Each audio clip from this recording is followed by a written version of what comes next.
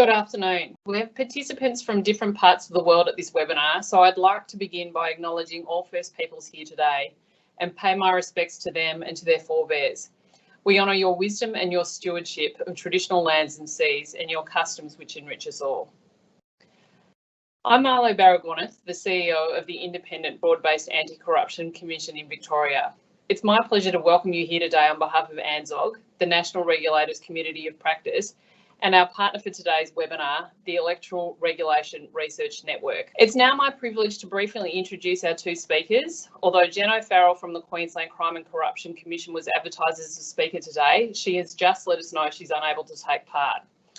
So firstly, Professor Joo-Cheong Tham. He's a professor in the University of Melbourne Law School and since 2012, the director of the Electoral Regulation Research Network. His research spans the fields of labour law and public law with a focus on law and democracy and the regulation of precarious work. Joo-Cheong regularly speaks at public forums and has presented lectures at the Commonwealth, South Australian and Victorian parliaments. He's also written key reports for the New South Wales Electoral Commission on the regulation of political finance and lobbying. Our next guest today, Anne Toomey, is a professor of constitutional law at the University of Sydney. She's too modest to put this in her bio herself, but she's a frequent commentator in the media, widely sought after for her enviable capacity to explain Australia's constitutional quirks to a general audience. She's previously worked for the High Court of Australia, the Commonwealth Parliament and the Cabinet Office of New South Wales. In addition to her scholarly work, she acts as a consultant to governments and intergovernmental bodies from time to time. So on to today's session. Joo-Cheong is going to give us a presentation on the ongoing struggle to regulate political donations around Australia, including enforcing the rules once they've been passed. Joo-Cheong will be followed by Anne, who's done some close analysis of sports rorts and community safety grants, and has a perspective for all of us about what public servants can and should do when faced with our political masters breaching norms and or rules. After that, it will be over to you, our audience. If you missed the start, the sli.do code, Slido code, is #integrity, and you can start asking questions immediately. And now, can I please welcome Professor Joo-Cheong Tham. Let me also begin by acknowledging the First Peoples and the traditional owners of the various lands upon which we meet, and pay respects to their elders past and present. And a huge thanks to the to ANZOG for collaborating with the Electoral Regulation Research Network in organising this event. I feel quite privileged to be able to collaborate in this way and of course to speak at this particular event. So the title of the seminar is A Struggle to Regulate Integrity, Money and Politics. So let me begin by addressing the question, why is there in the first place a struggle to regulate integrity when it comes to money and politics? It seems to me that two sets of dynamics in particular account for this struggle. And the first, in fact, is endogenous to representative democracy or representative government. And it concerns the dynamics of elections.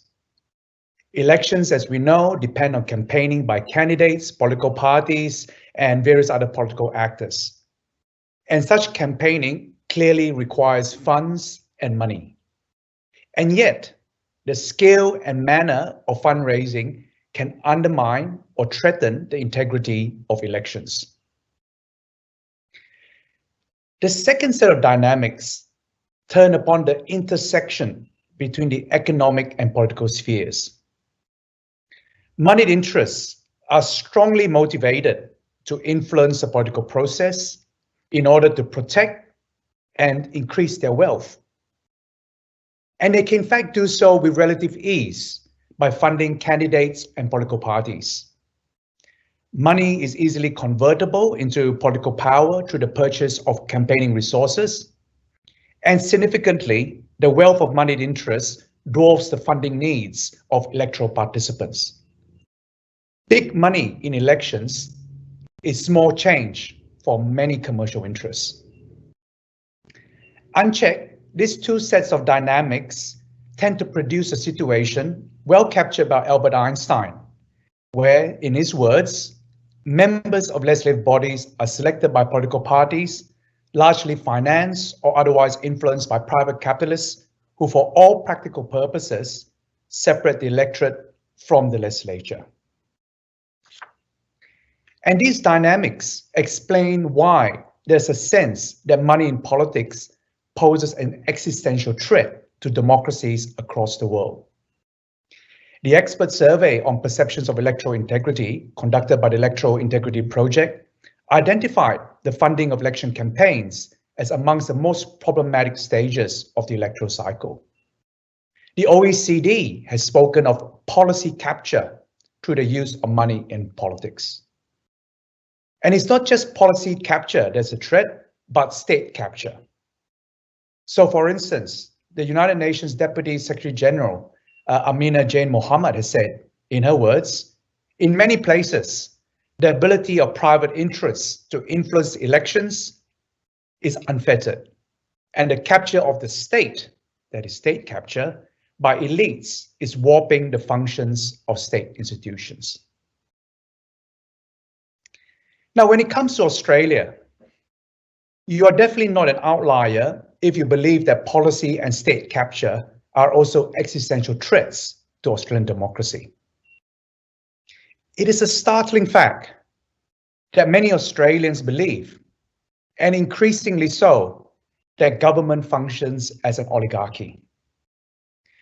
Survey evidence shows that perceptions that people in government look after themselves, and secondly, perceptions that government is run by a few big interests have risen significantly since the 2000s. So much so that in 2017, more than 70% of respondents agreed with the statement, people in government look after themselves, and more than half with the second statement, government is run for a few big interests.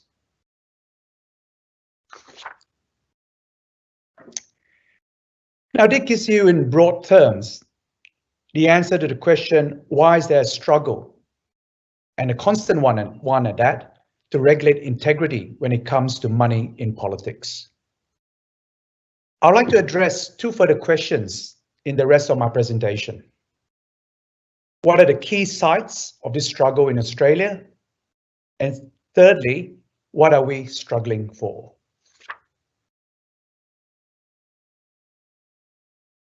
There are two sides of the struggle for integrity when it comes to money in politics I'd like to focus on. The meaning of corruption, firstly, and secondly, where corruption is seen to be a serious problem. That the meaning of corruption is contested can be illustrated by these different perspectives you see on this slide on the legitimacy of accessing senior political decision makers, ministers and shadow ministers through payments to attend party fundraising events. So these might be events that you're quite familiar with. In Victoria, for example, the Australian Labor Party has a outfit called Progressive Business that offers its members a tiered membership to attend various fundraising events where they can sit and speak to senior decision makers, including ministers and the Premier. And these are quite long-standing activities, and in fact, go back all the way to Premier John Brumby when he was in government. And when asked about these events, you can see the contrasting perspectives here from two premiers. So John Brumby characterized these events as giving of money, including to lobby and access senior decision makers, as part, in his words, of a healthy democracy. On the other hand, Victorian Liberal Party Premier Jeff Kennett characterized these kind of events as a form of corruption, a corruption of democracy and a corruption of the notion of political equality. And you can see too, again, contrasting perspectives from former Prime Minister Tony Abbott, who characterized lobbying at these events as, in his words, a time-honored practice. And on the other hand, the New South Wales Independent Commission against Corruption, and you have a longish quote there, but I'll pick the last sentence, where it says the purchase or sale of such privilege of influence falls well within any reasonable concept of bribery or official corruption. In navigating through the meanings of corruption, I found the work of political philosopher Dennis Thompson very helpful. The base definition of corruption that Thompson works off is the use of office for improper gain. The use of office for improper gain. What Thompson stressed is that improper gain is not restricted to pecuniary or financial gain and can in fact extend to political advantage, including electoral advantage. And what Thompson also stresses is that the recipient of the gain need not be a specific individual, but can of course be an organization, for instance, a political party or other political organization. From this emphasis, a key distinction that Thompson develops is that between individual corruption and institutional corruption.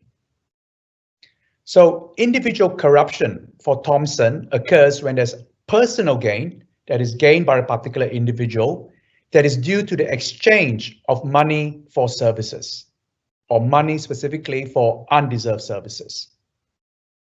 Institutional corruption, on the other hand, occurs when there's political gain that results from the improper provision of services. Now, this might seem a bit abstract, and so it is. So let me make this more concrete. Let me make this more concrete by reference to use of parliamentary entitlements for electioneering purposes. And all of us would have received material of this kind, and they include postal vote applications that we've received from sitting members of parliament, how to vote cards, and also printed material from incumbent parliaments that promotes those members of parliament and their parties. In one of my appearances before the Commonwealth Joint Standing Committee on Electoral Matters, I argued that the use of parliamentary entitlements for electioneering is a form of corruption.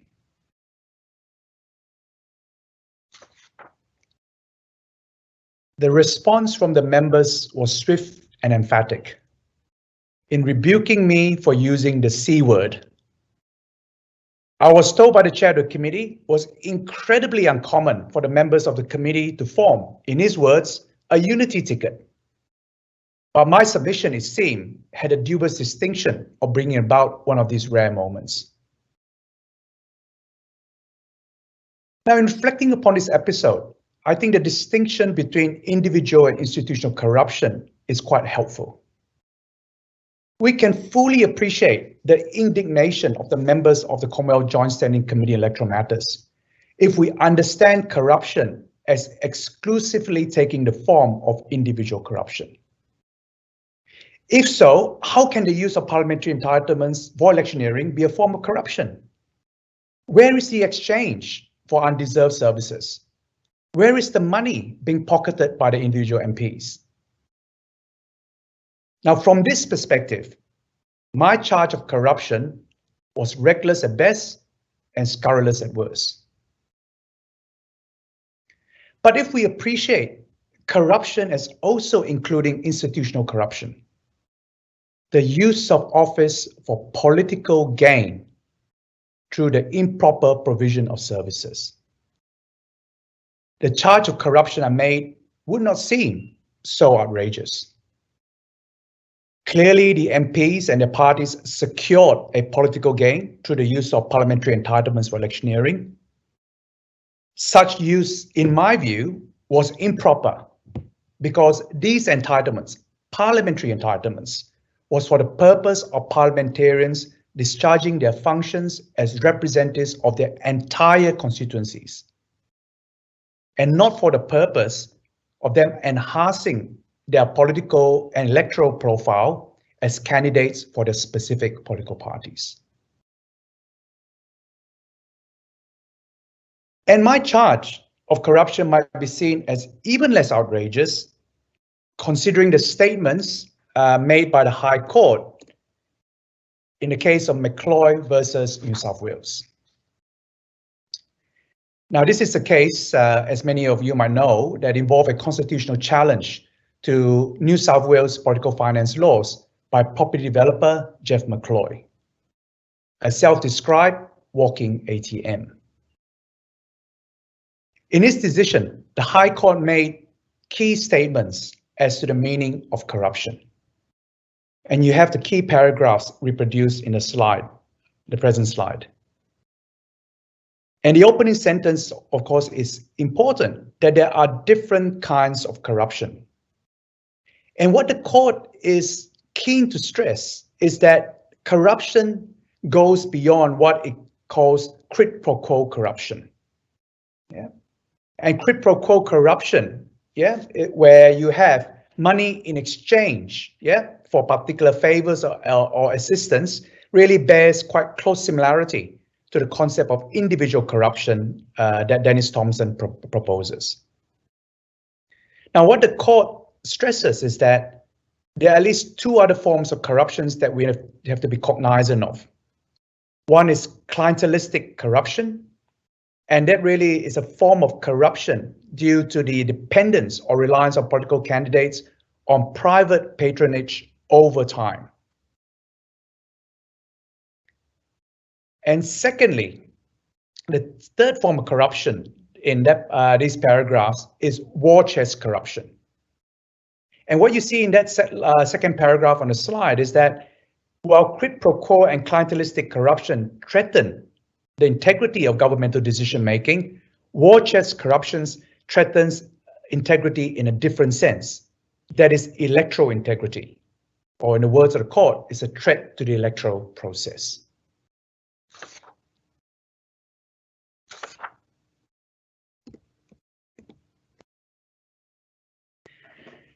Now, let me come to the second side of the struggle, where corruption is seen to be a serious problem.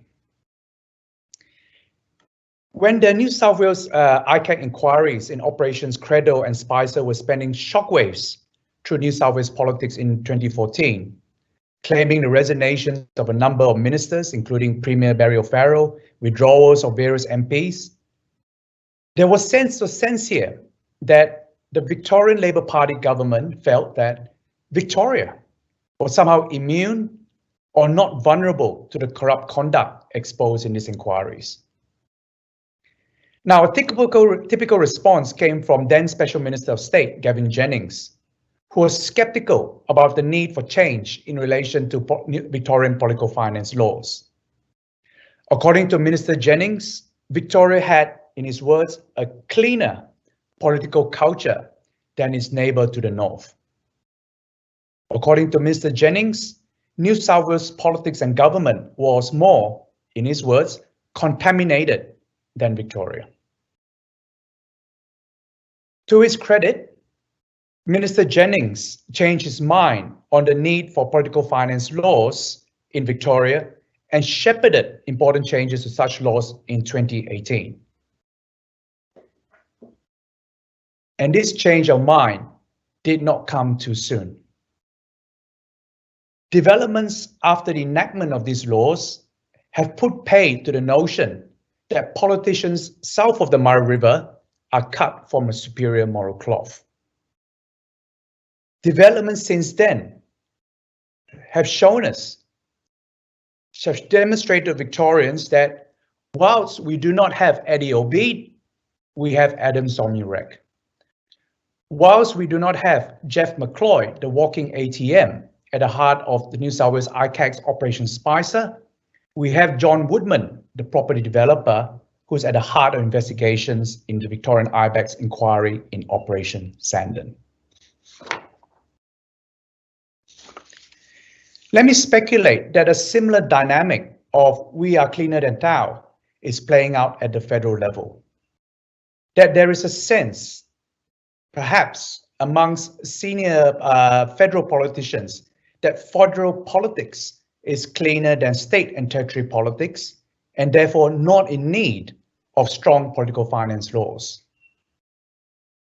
Now, this seems to be the strong inference to be drawn from the simple table you have up on the slides right now, which shows the presence and absence of key political finance regulatory measures. The Commonwealth scheme is presently amongst the weakest regulatory scheme in the country. And if the bills currently before the Tasmanian and Western Australian Parliament are passed, it will be an outlier in not having either caps on contributions or spending. Now, I should just stress that this sample table, of course, doesn't provide the complex detail of these laws, which vary quite significantly, and really to promote a report that my colleague Yi-Fu Ng of Monash University did for the Electoral Regulation Research Network, a 140-page report that provides quite a comprehensive overview of these various laws. But let me end this part of my talk by offering another speculation. The speculation is this: when there is an effective independent commission against corruption at the federal level, I speculate that the unsavory dealings involving money in federal politics will be exposed, as they have been in Victoria in Operation Sandon. And indeed, we don't have to wait for such a commission. As I will argue shortly, various forms of corruption due to money in politics are already evident. Let me come to my final question. What is the struggle for? What is the struggle for? I could at this point say that the struggle is for robust regulation of money in politics. This is true. And I could at this point go through the two 10-point plans that I proposed in my 2019 Senate occasional lecture to respectively regulate the funding of election campaigns and lobbying. The plans that you have presently on the slide. I could also emphasize that regulation is necessary but not sufficient, that the struggle is foremost one for a culture of integrity, or at the very least, a culture free from corruption. And that too is true.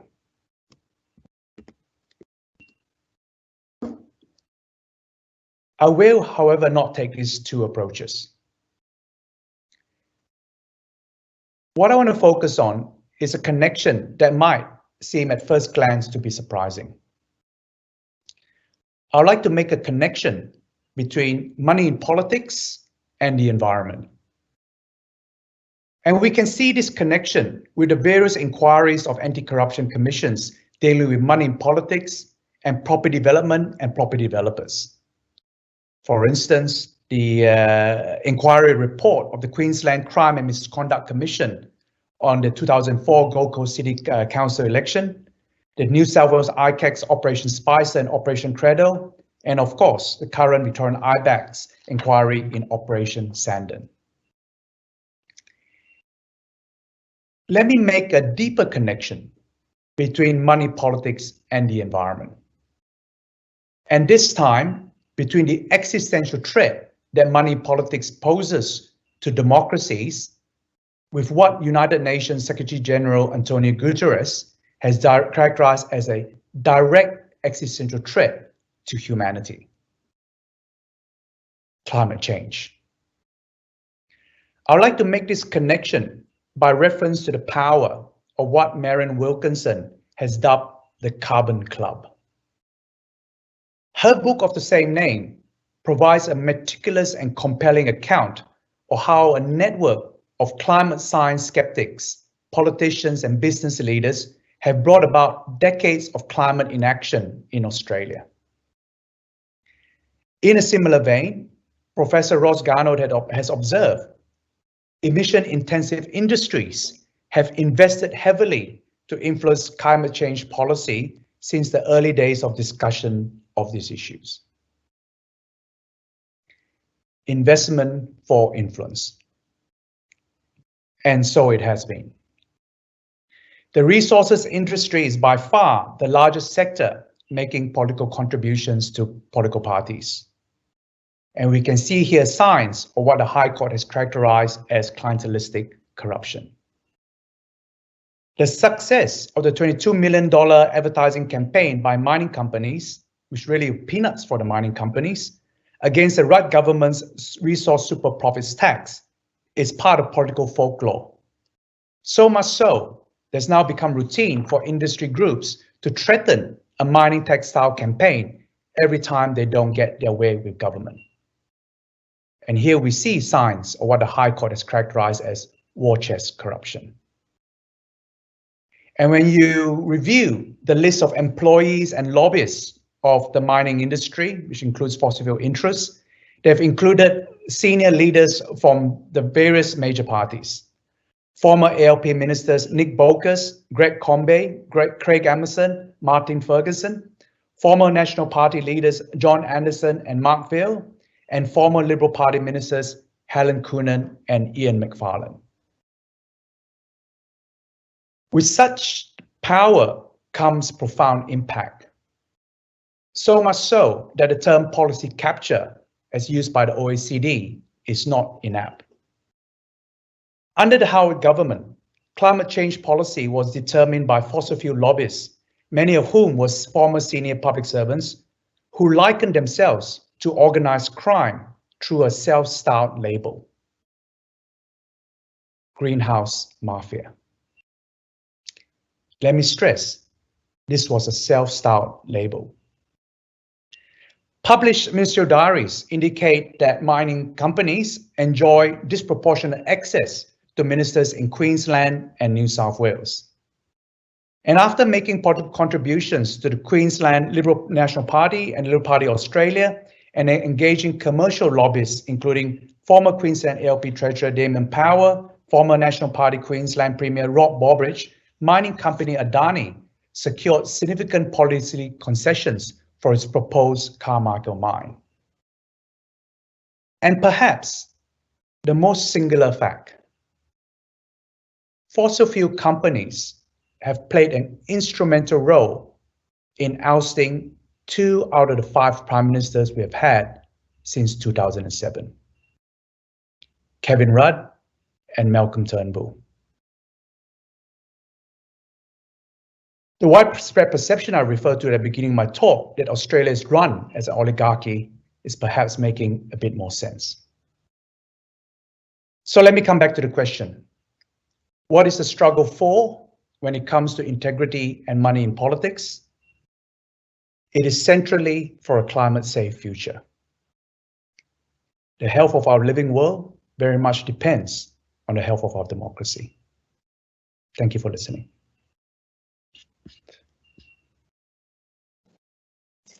Thank you very much, Joo-Cheong. Just to remind everyone, we're getting some great questions on Slido with the hashtag integrity. So get online and either add your questions to the mix or start upvoting somebody else's questions. On that note, I'll now hand over to Professor Anne Toomey, who has the wonderful advantage over many of us, including me, when it comes to discussing scandals at the intersection of money, politics and power. She is not a public servant. So strap yourselves in and over to you, Anne. Thank you for that observation, and thanks Joo-Cheong, by the way, for that fantastic description of the difference between institutional corruption and individual corruption, because this is something that I've been trying to press as well, particularly in relation to the Commonwealth's Integrity Commission bill, which, by the way, if any of you are out there looking at it, is a complete and utter shocker. So really do make your submissions in relation to that, because it's really important to improve the Commonwealth's legislation. Anyway, my area to talk on here is about the numerous scandals which have occurred in recent months and recent years concerning grant programs at both the state and the federal level. Now, this is a real threat to ministers and to public servants. First of all, because the media is now onto it. And once the media starts digging around about these sorts of things, it can make it quite challenging for people.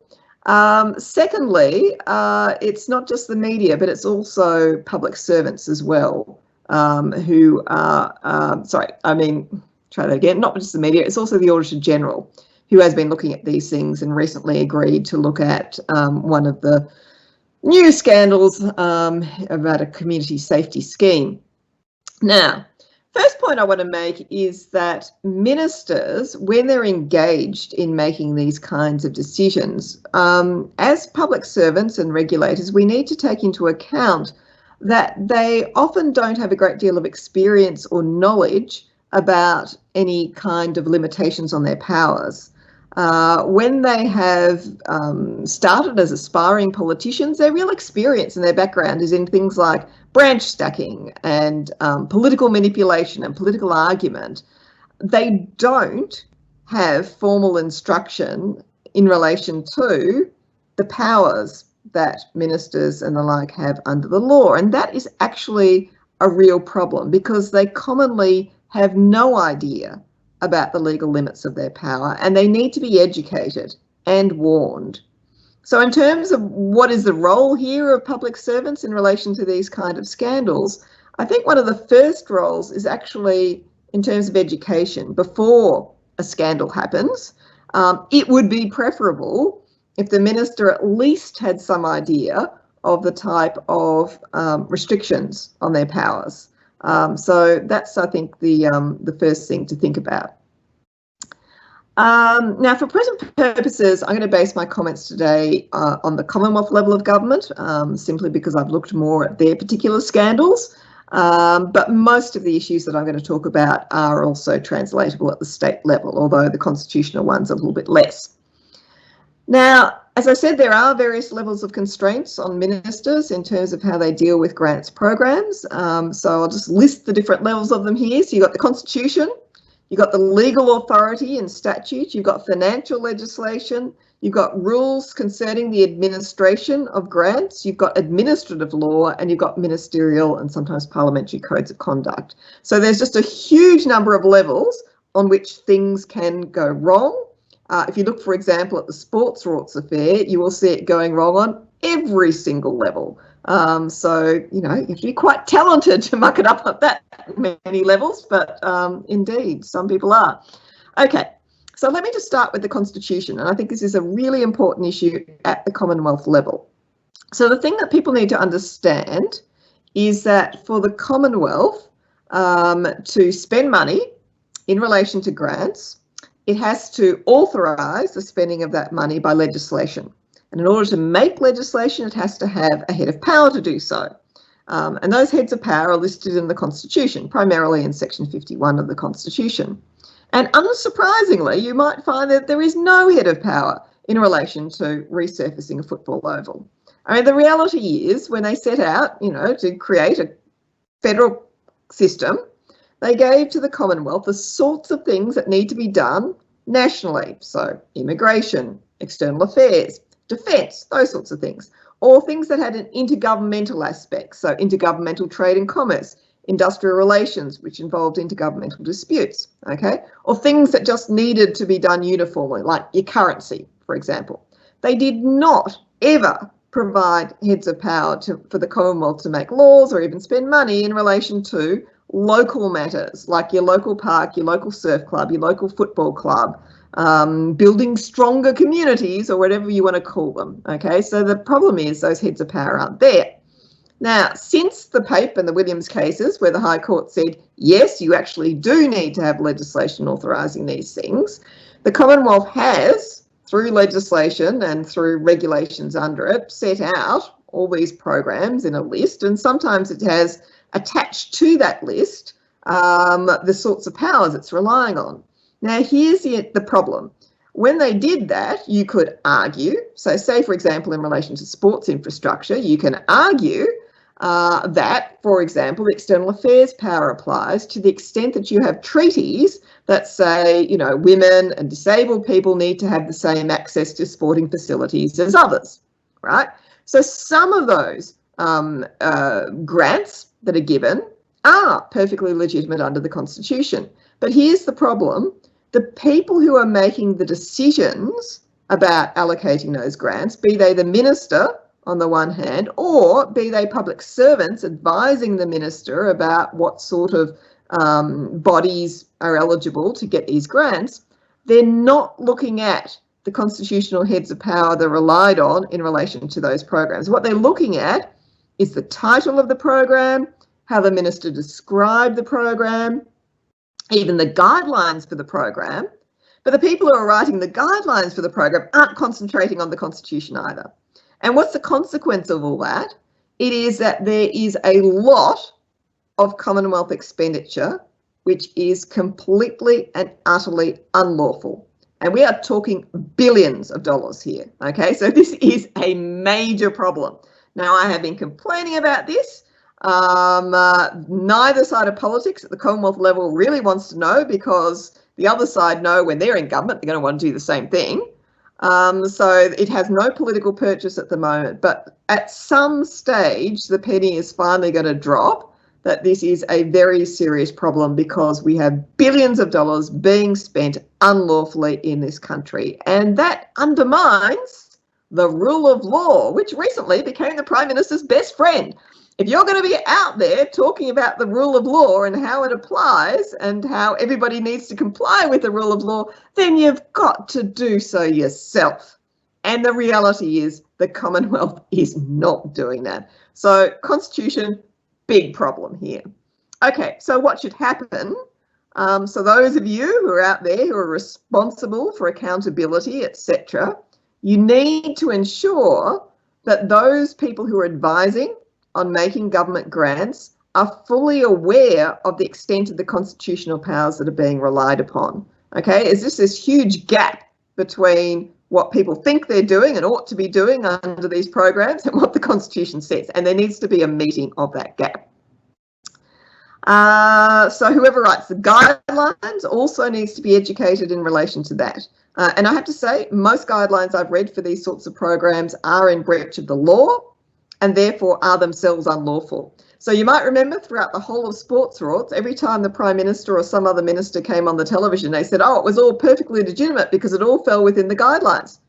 Well, that's well and good, but the guidelines are themselves invalid because they're inconsistent with both statute and the Constitution. So you can say till you're blue in the face that you're doing it inconsistently with the guidelines, but if the guidelines are no good, then you're just breaching the law. Okay. So that brings us to the next point, and that is lawful authority. So while ministers do have general executive power to direct their departments, and that indeed was what Senator McKenzie relied on back to sports rorts, and of course to only do so consistent with the law, they have more limited powers when dealing with statutory authorities. So the sports rorts affair concerned the Australian Sports Commission. It's a statutory authority. There is a statute that deals with the grants, and it allocated authority to make the grants to the Commission, not to the Minister. Now, the Minister had very limited powers to direct the Commission, could do so in writing, had to be tabled, etc., but that didn't happen, all right? So there were no directions, no tabling, accountability, etc. Equally, there was no power for the Minister to act as a delegate of the Commission. The Minister and the Commission, in relation to all of this, when the controversy arose and then the Auditor General and then Parliamentary Committee started inquiring into it and all the paperwork came out, they couldn't even get their story straight. So the Minister on the one hand was saying, I'm the decision maker, I made these decisions myself under my executive discretion, which of course doesn't apply in relation to the Commission. And on the other hand, the Commission said, oh no, it was us, we had the legal power, we were making the decision, which by the way, just coincidentally matched what the Minister told us to do, even though it was contrary to what we recommended to the Minister. Okay, completely and utterly implausible stories. Interestingly, no one was prepared to produce a legal opinion, presumably because all legal opinions were either completely embarrassing or pointed out they had no power to what they did. So the Attorney General's Department wouldn't produce a legal opinion on this. The Australian Sports Commission had to hide its legal opinion and not provide it, even though it was called upon by a parliamentary committee. Basically, the Minister was exercising power unlawfully, and nobody just wants to admit that. All right, next level here, because there's still a few, financial legislation. Okay, there are legal obligations on ministers about approving the making of grants in the Public Governance Performance and Accountability Act. Ministers must be satisfied that spending of public money is efficient, effective, economical and ethical. And while there's no associated penalty for failing to do that, those requirements will, of course, affect the validity of the decision if it's challenged under administrative law. Then we get to the grants rules. So at the Commonwealth level, there are statutory rules. So again, they're law in relation to making grants. Ministers cannot approve grants without receiving written advice from officials on the merits of the grants. They must record in writing the basis of approval relative to the grant guidelines and the key principle of achieving value for money. And if a minister approves grants that are not recommended, they must report to the finance minister giving reasons. And look, some of the reasons given are just pathetic. So saying, for example, this grant will help the people of X, okay, that is not a reason as to why the department's assessment that this was not value for money has been overturned. Okay, so if you're going to do reasons, you've got to do them properly. All right, administrative law. When ministers are decision makers, or when public servants are, they must obey the rules of procedural fairness. They must act within their legal power. They must not act for an improper purpose. They must not take into account irrelevant considerations. They must not act in a biased way. And they need to be educated about this because, again, I don't think ministers really know, or indeed many public servants who don't have a law background, that this is what they have to do. And then lastly, ministerial standards. There are codes setting out ministerial standards which ordinarily, at a minimum, say that ministers must behave lawfully and in the public interest. They may not behave in a partial way. They may not act in their own private interest or that of others. Now, while often these ministerial codes are not enforced, sometimes, if the smell is bad enough, ministers will get the chop as a consequence of breaching those. And we saw that in relation to Senator Mackenzie. Ministers need to understand that their job is at risk if a controversy arises. And the other thing to point out here is that one should be very careful about what codes connect into. So, for example, in New South Wales, there's not only a ministerial code, there's also a code of conduct for MPs, which deal with these matters as well. And serious breaches of those can lead to problems under the ICAC Act and findings of corruption. So those codes do have a legal effect in the end as well. Okay, final point to make, what can public servants and public sector lawyers and those in accountability agencies do about this?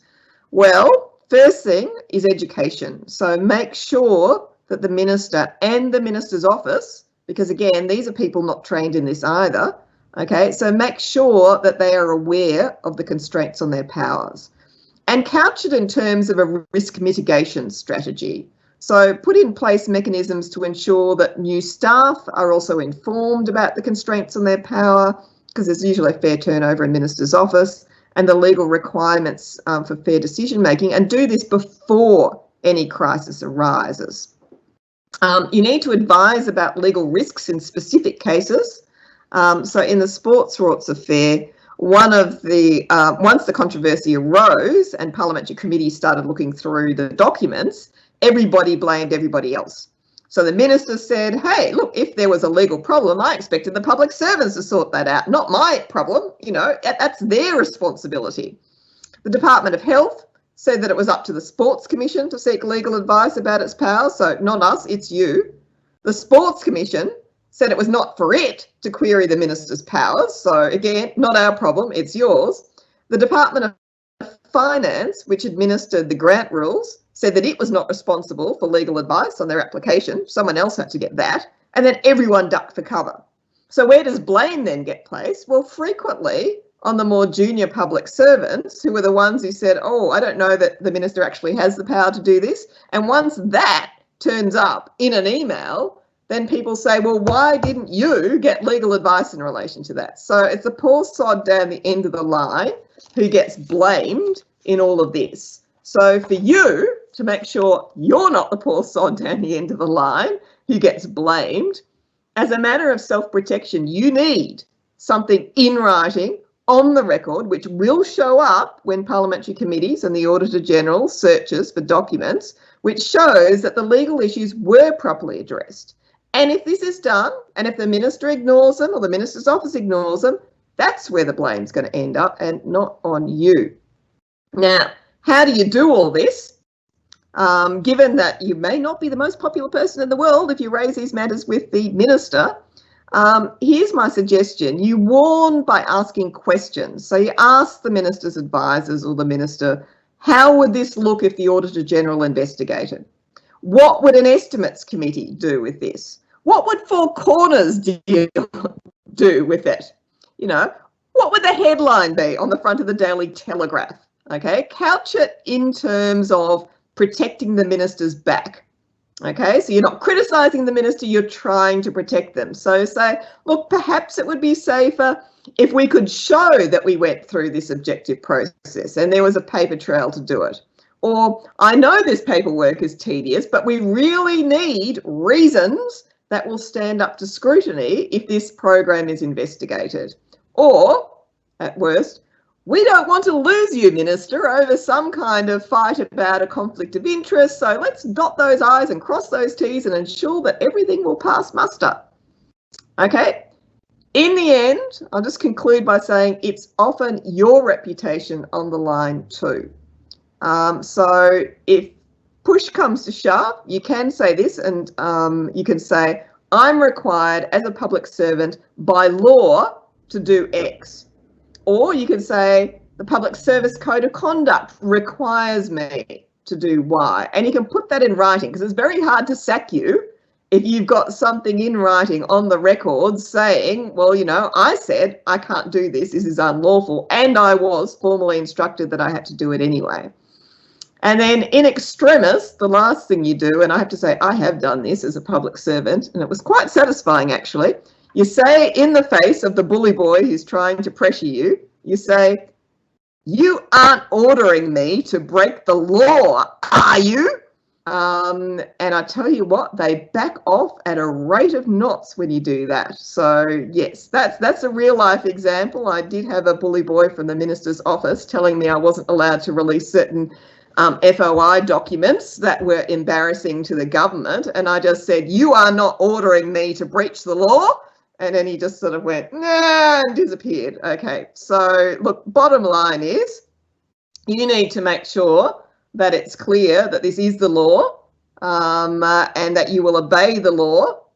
And that will make sure that those higher up the tree can't shift the blame back down to you. So protect yourself, and in doing so, you may well indeed protect the minister. Okay, I better leave it there. Thank you. Thanks, Anne, and thank you very much to both Anne and Joo-Cheong. So it's the audience's turn now, but, and one of the questions that we had, but Anne, I think you've well and truly answered it, was about the death of frank and fearless advice and any suggestions for how you make sure you're providing that, which I think you've just given us a fairly good, I like that one. You're not suggesting I should break the law. That was almost a nuclear style tactic. But Joo-Cheong, I suppose one of the questions I might ask you, and this probably goes in slightly the other direction, in that it is the question of regulatory capture. So we're not frank and fearless as regulators, the suggestion that we're captured. Where would you place that on the spectrum of corruption, and how scrupulous do regulators need to be in terms of their relations with duty holders? That's a great question, Marlo, and I think regulatory capture. In fact, it's a report that I did with Yi Fui Ng for the New South Wales Independent Commission Against Corruption. And it really goes to the question about who is being heard, who's at the table. And it really is a strong connection to questions of lobbying. And we can connect it to certain forms of institutional corruption, not generally, but at least specifically when, for instance, where we see there's a certain revolving door between public servants as well as those in the industry, and that dependence that arises from the revolving door. So I think what's important there, and this is covered in terms of the report for the New South Wales ICAC, is I think we definitely need across the country a greater degree of higher degree of transparency in terms of lobbying and lobbyists.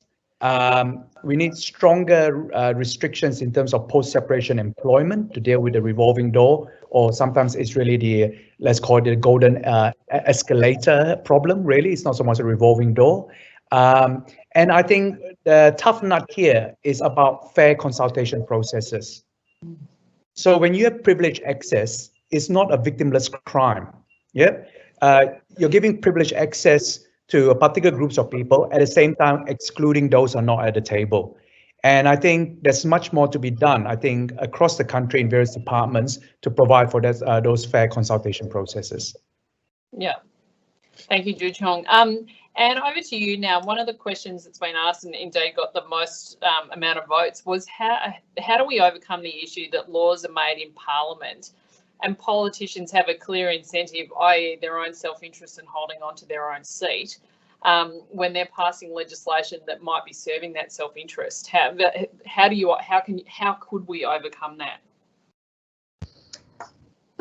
Well, yes, that's the big issue. So, for example, the Commonwealth Integrity Commission bill, I think, is a good example there because, Joo-Cheong was talking about, if there was a proper integrity commission at the Commonwealth level, then it would reveal all sorts of things. And so you just look at this bill that they've brought out, which is really closely aimed at making sure that no politician gets caught for anything. So there is an enormous level of self-interest in that particular legislation. And it is a very difficult thing to manage. I mean, really, change only occurs where there is a huge public pressure for change, a groundswell for change. And it usually occurs because an opposition will pick up on that and think that they can sail into government on the back of that kind of a change. So if you ever get commissions against corruption or those sorts of things, that usually comes off the back of promises made by parties in opposition, which they then feel compelled to implement when they are in government. Or it comes as a consequence of a hung parliament and the need to negotiate with crossbenchers, because crossbenchers always tend to be far more keen on accountability than governments.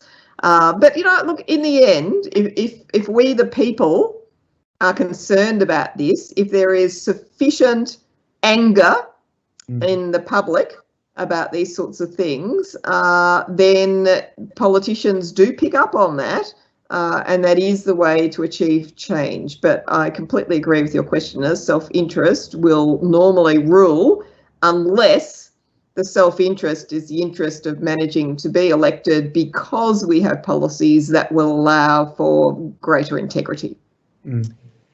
Marlo, can I also just chip in here? I think, Anne is just right on the money. And I think what we need to understand, this is an endogenous risk to representative government, right? That those are supposed to represent us, in fact, represent their own interests rather than the public interest.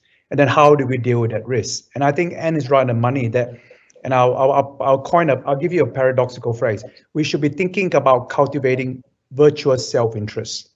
Yeah, in the sense that we want politicians to understand that it is not in their electoral interest to act in ways that depart from the standards of integrity. And that requires what Anne said, making this a public issue and public controversy. But we also need, alongside the electoral mechanisms, and this picks up another question in the Slido about, do we deal with the cultural issue first? Or institutions and laws, is that we don't have to pick, right? We in fact should have a holistic and integrated approach that and this is a point I made very briefly, where we need laws, institutions and norms. And I think importantly, we need leadership. There's a story that's often told about John Cain when he was premier, that when he would send letters, personal letters, he would go to the post office and buy the stamps. And put from his own pocket and put. We need leaders to show that kind of standard, and I think that will be key, of course, in terms of the norms and cultures of various organisations. Thanks, Joo-Cheong. I think one of the other sort of streams of questions that's coming in through here is about sort of electoral commissions, and the question, and I might put this again to you, Joo-Cheong, is are electoral commissions properly equipped to regulate money and politics in Australia, and does the regulatory function compete with election delivery? Because obviously I know from experience of dealing with the VEC, they've got massive commitments when they're trying to ramp up to actually run the election. At the same time, they're trying to regulate it, and which function comes first? So I think that there are two issues here, Marlo, and I dealt with this with a report that I did for the New South Wales Electoral Commission on the New South Wales political finance laws. One is with the independence, real and perceived, of the electoral commissions, and the other one is with the skill set issue. So let me take it in turn. So there was an argument put that having electoral commissions regulate political finance will be immersing them into highly controversial areas that meant that might compromise, at the very least, the perception of the independence and neutrality. Yeah. And I think Ed Killerstein, former Australian Electoral Commissioner, captured it very well. Everything the electoral commissions deal with is politically controversial or potentially. Yeah. Okay. That doesn't mean they act, of course, they don't act in a partisan way and so on, but elections are inherently controversial and the potential for controversy. So that cannot be an argument against regulating an area that is what I see as a part of the area in terms, it's a funding of election campaigns. It's part of the electoral arena. Now, the skill set issue, I think, is that, and others will be much better placed. Those working electoral commissions are much better placed to talk about this. But this was covered very well by the New South Wales Independent Commission Against Corruption report, I felt, in light of Operations Cradle and Spicer, where when we think about political finance regulation, you do need a different set of skill sets, auditing skills, for instance, forensic accounting, and so on and so forth. That are different from the skills in terms of conducting elections. But that seems to me is really a question of acquiring the skills and setting them up in an organizationally appropriate way. So my answer to that, the long answer to those questions, is that I think that with proper measures in place in terms of independence and neutrality and getting the appropriate skill set, I don't see why regulating political finance should be a problem for electoral commissions. Yeah, thanks, Joo-Cheong. In the minute I've got left, I'm going to ask one last question, and I'll ask each of you in turn your thoughts on this one. I like this question. It's in the long arc of history. Do you think the arc is bending towards integrity, or do you think it's bending in the opposite direction? Anne? I think it's doing both. I mean, I know that's a ridiculous answer in some ways, but looking at the sports rorts sort of things, those kinds of rorts I think are increasing in Australia. But on the other hand, if you look at things like New South Wales ICAC and some of the other integrity commissions, I think we're doing quite well with dealing with corruption. So we're building up our institutional ability to deal with corruptions in some areas, but particularly at the Commonwealth level, we're failing in doing that, and there has been increased problems there. But even in New South Wales, which has a really strong ICAC, you had the Premier come out with saying, oh well, I know the community doesn't like rorts, but everyone does them, and so it's okay. And you think, I'm sorry, the phrase everyone does it is precisely how corruption spreads. I mean, that is the way corruption spreads, because everybody says, oh well, everybody else does it, so I'll do it too. So I think both. I'll pass it over to Joo-Cheong. Yeah, look, I agree, Van, and I think the title that Monica came up with this particular seminar just captures it. It's a struggle, right? This is a contested space, and important part of the struggle is against the normalization of what otherwise would be a normalization of corrupt practices. And I think you don't have to be a Marxist to appreciate, I think, the truth of what Karl Marx said, and applies in this context, that we make our own history, but not in circumstances of our choosing. Yeah, Joo-Cheong, a great note to finish on, I think. So thank you for that. So thank you again to Joo-Cheong and Anne, and to our audience for your enthusiastic participation. As those of you who regularly attend these webinars know, you'll shortly receive a short evaluation survey in your inbox. It'd be great if you could take the time to fill it in. ANZOG and the National Regulators Community of Practice really appreciate the feedback. The next webinar, as is on the slide, will be on Thursday the 13th of May, taking a new look at old tools, registering, licensing, permitting, accrediting, certifying, and so many more. So have you ever wondered why, no matter how much competition economists and duty holders criticise the use of registration and licensing, they're still the most widespread tools of regulation? So starring the National Regulators Community of Practice academic advisor, Professor Ari Freeberg, with Janice Gardner from the WA Economic Regulation Authority and Kerry Melkerson from Resources, Safety and Health Queensland. On 26th of May, another chance, I think 27 May, it says on the slide, another chance to learn from the Kiwis about how and why they treat their stock of regulation as an asset and steward it accordingly. And an edited recording of today's webinar will be up on the ANZOG website within 14 days. and you'll find recordings of the previous, all the previous webinars, and the National Regulator's Community of Practice has been delighted to see how many people are viewing them. So that's great. Keep it up. Stay safe, everyone, and looking forward to seeing you all at the next webinar. Thanks for your attendance today.